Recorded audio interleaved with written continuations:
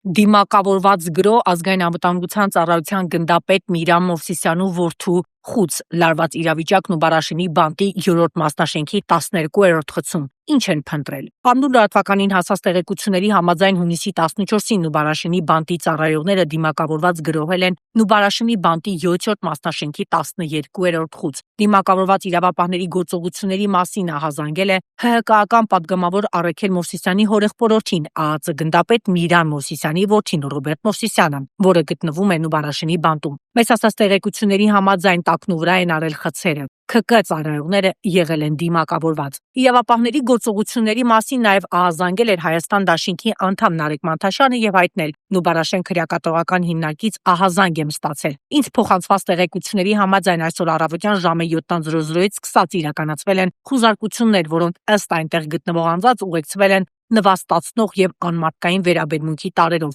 Նշվում է, որ խցերից մեկում, մասնավորապես 7-րդ մասնաշենքի 12-րդ խցում, անձնական իրերը թափվել են հատակին, ինչն առաջացրել է լարված իրավիճակ։ Ինձ նաև տեղեկացրել են, որ տեղի ունեցածի հետևանքով հուզական ծանր վիճակում գտնվող անձանց շրջանում խոսակցություններ են եղել ինքնավնասման վերաբերյալ։ Առնու լրատվականը դիմել է քրեակատարողական լրատվական ծառայություն հասկանալու համար, թե ինչ է կատարվել Նուբարաշենի բանտում։ Ի պատասխան քրեակատարողական ծառայության լրատվական բաժնից մեզ հայտնեցին, որ Նուբարաշենի քրեակատարողական հիմնարկում, ինչպես եւ մյուս քրեակատարողական հիմնարկներում օրենքով սահմանված կարգով ծառայողներն իրականացնում են իրենց գործողություններից բխող պարտականությունները, այդ թվում խուզարկություններ, արգելված իրերի շրջանառության դեմ պայքարի շրջանակներում։